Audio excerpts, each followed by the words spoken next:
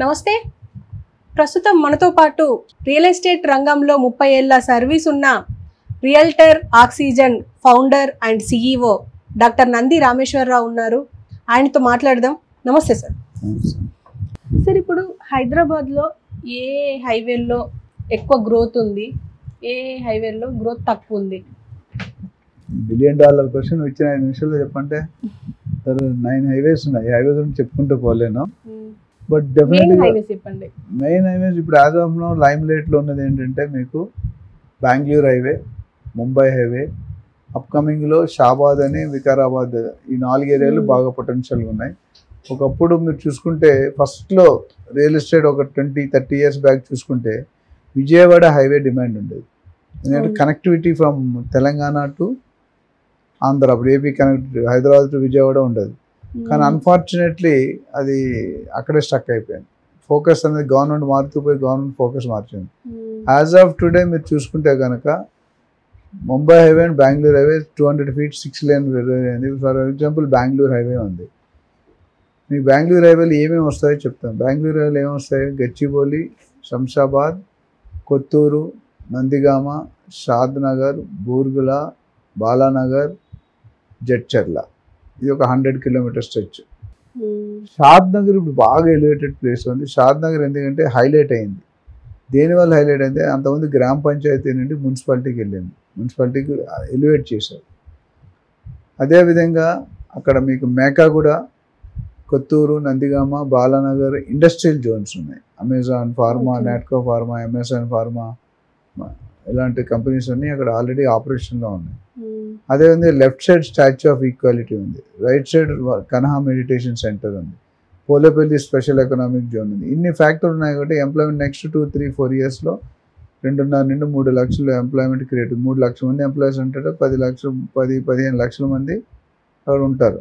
So కొత్త ఇప్పుడు ఉన్న ఊరు కాబట్టి షాద్ నగర్ 2 రోడ్లు ఇప్పుడు ఊర్లోకి వెళ్తుంది. Bengaluru highway old highway, new highway bypass రోడ్లో ఉంది. So 6 lane already work sanction అయిపోయింది. వర్క్స్ కూడా జరుగుతున్నాయి. ఇన్ని అడ్వాంటేజెస్ ఉన్నాయి కాబట్టి మీకు గ్రోత్ రేట్ అనేది బాగా ఉంది మార్కెట్లో. అయితే ఇందులో చాలామంది ఓపెన్ ప్లాట్లు అనుకుని ఫామ్ ప్లాట్ కొనేసుకుంటున్నారు. అది కరెక్ట్ కాదు. రెండోది అప్రిషియేషన్ అనేది చాలా మంది అర్థం చేసుకోవట్లేదు. క్లారిటీగా చెప్తాను. Main road highway 200 feet highway రోడ్లో అయితే మాత్రం మీరు 5 to 6 years డబుల్ అవుతుంది. హైవే రోడ్ ఫేసింగ్ ప్రాజెక్ట్ ఒక 2-3 kilometers ఇంకో 2 years ఎక్కువ ఉంటుంది. ఇంకో 2-3 kilometers ఇంకో 2 years, అంటే 6 to 10 yearsలో వేరియేషన్ ఉంది.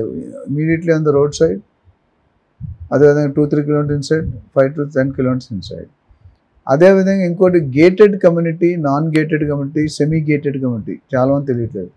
నాన్ గేటెడ్ అంటే ఏముంటాయంటే రోడ్లు, ఎలక్ట్రిసిటీ, డ్రైనేజ్ ఉంటాయి, వాటర్ ఉంటే వాటర్ ఉంటుంది.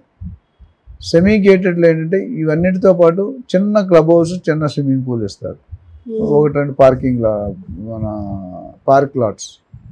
ఫుల్లీ గేటెడ్లో ఏంటంటే అన్నీ ఉంటాయి. బ్యాంకెట్ హాల్, మెడికల్ హాల్, తర్వాత hotels, restaurants, swimming pool, club house, banquet halls, parking LADS, అంటే అన్నీ పార్కులు, పెద్ద పెద్ద పార్కులు ఉంటాయి. కొన్ని ఒక ప్రాజెక్ట్ ఉంది ముంబై హైవేలో.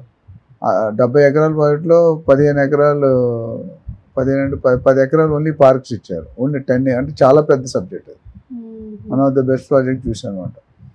సో ఆ విధంగా చూసుకుంటే కనుక, అలాగే ముంబై హైవేలో మీకు ఏమొస్తాయంటే గచ్చిబౌలి, న్యూపోలిస్, కుకపేట్, తెల్లాపూర్, కొల్లూరు, కృష్ణాపూర్, పటాన్ చెరువు, ఐఐటి కంది, సంగారెడ్డి, దాని తర్వాత మీకు రుద్రారం, పెద్దాపూర్, సదాశివపేట్, ఇన్ని బెల్ట్ ఉంది. ఇది కూడా బాగా పికప్ అవుతుంది. మంచిగా రేట్లు ఉన్నాయి. రేట్స్ వరకు వచ్చేసరికి మీకు మెయిన్ రోడ్ హైవే సైడ్ అయితే 30,000 to 40,000 rupees per square yard ఉంది. అటు బెంగళూరు హైవేలో అయితే 25 to 35 square yards per square yard ఉంది. అట్లా ఇన్సైడ్ వెళ్తే నేను చెప్పినట్టు 5,000 తగ్గుతూ ఉంటుంది. ఇప్పుడు మీకు పెద్దాపూర్, రుద్రారంలో 20-25,000 నడుస్తుంది. ఇంకొద్ది ముందుకెళ్తే 20,000, 15,000 నడుస్తుంది. ఇంకా కొద్ది ముందుకెళ్తే తక్కువ అవుతుంది. సో దీన్ని బట్టి మీరు చూసుకుంటే తక్కువ ఉన్న దగ్గర కొనుక్కుంటే ఎక్కువ అప్రిషియేట్ అవుతుంది. ఇప్పుడు మన ఈ శ్రీనగర్ కానీ బంజారాలు చూసుకుంటే 3 లక్షలు 3.5 లక్షలు పర్ గజం ఉంది. నేను కొనుక్కున్నాను అనుకోండి, మీకు డబ్బులు ఉన్నాయి, బాగా లాటరీ వచ్చింది 10 కోట్లు, మంచి ప్లాట్ కొనుక్కున్నాను, 5 years ఇప్పుడు నేను 3.5 లక్షలు పట్టుకుంటే 5 years తర్వాత ఎంత అవుతుందమ్మా అది? ఓ 10,000, 20,000, 25,000 పెరుగుతుంది. అదే మీరు 15,000 పెట్టి అక్కడ కొనుక్కుంటే ₹1,00,000 అయిపోతుంది. సో మీరు డిస్టెన్స్ వెళ్తున్న కొద్దీ రేట్ తగ్గుతుంది, సిటీకి దగ్గర వస్తున్న కొద్దీ రేటు పెరుగుతుంది. అదేవిధంగా అప్రిషియేషన్ కూడా సిటీలో మీరు కొనుక్కోవడం వేస్ట్. ఎంతమంది కొనుక్కుంటారు 3-4 లక్షలు పెట్టి? సామాన్య మధ్యతరగతి కుటుంబం అయితే చేయరు. సో దూరంగా వెళ్తాం అంటే ఎక్కడైతే మీకు డిస్టెన్స్ వెళ్తారో డెవలప్మెంట్స్ లేవు అక్కడ రిస్క్ తీసుకొని కొనుక్కో. అయితే మీరు తరోగా చెక్ చేసుకోవాలి అక్కడ ఏరియాకి ఏమున్నాయి డెవలప్మెంట్. ఇప్పుడు సాధారణంగా మీకు ఇందాక చెప్పాను ఎందుకు కొనుక్కోవాలి అంత. మా దగ్గర ఏజెంట్స్ దగ్గర వస్తే అదే బెనిఫిట్ మీకు. ఫస్ట్ టైం బయర్ అయితే, సెకండ్ టైం బయర్ అయితే కనుక మీరు ఏజెంట్ ద్వారా వెళ్ళడం ఎంతకైనా 100% కరెక్ట్. మీరు వాళ్ళకి 1-2% ఇవ్వాలని ఆలోచిస్తే 98% ప్రాబ్లంలోకి వెళ్ళిపోతారు. మీరు తొందరలో కొనేస్తారు, తెలియదు. ఆ పెరియార్బన్ జోన్ ఉంటుంది, లేకపోతే 111 జీవోలో మీకు ఎలా తెలుస్తాయి? ఒక ప్లాట్ 3-4 అమ్ముతారు, ఎలా కంట్రోల్ చేస్తారు? కొన్ని ప్రాజెక్ట్స్ కంప్లీట్ కావు, కొన్ని ప్రాజెక్ట్స్ పర్మిషన్ ఉండవు, కొన్ని ప్రాజెక్ట్స్ లీగల్ క్లారిఫికేషన్ ఉండదు, కొన్ని వాటికి ఈసీ ఉండదు. ఇవన్నీ కూడా మీకు తెలియదు కాబట్టి సాఫ్ట్వేర్ వాళ్ళకో లేదా ఫార్మా వాళ్ళకో లేదా మీ మీడియా వాళ్ళకో అంత ఐడియా ఉండదు కదా. ఇప్పుడు యాక్టర్ పని యాక్టర్ చేయాలి, డాక్టర్ పని డాక్టర్ చేయాలి. డాక్టర్ పని యాక్టర్ చేస్తే ఏమవుతుందో మీకు క్లారిటీ ఉంది. పేషెంట్ అనేవాడు ఫ్లైట్ టికెట్ తీసుకుంటాడు, డైరెక్ట్ టికెట్. కాబట్టి ఇన్వెస్టర్స్ ఎవరైనా వాళ్ళ ఇన్వెస్ట్మెంట్ సేఫ్టీ ఉండాలి. ఇన్వెస్ట్మెంట్ అడ్వైస్ ఇచ్చేటప్పుడు 3 పాయింట్లు ముఖ్యంగా ఉద్దేశిస్తాం. 1 సేఫ్టీ, 2 సెక్యూరిటీ, 3 అప్రిషియేషన్. ఈ 3 పాయింట్లో మీరు ఇది ఎలా చేస్తామంటే బయ్యర్ తాలూకా ఇంట్రెస్ట్ బట్టి, బయ్యర్ తాలూకా రిక్వైర్మెంట్ బట్టి మేము చెప్తాం.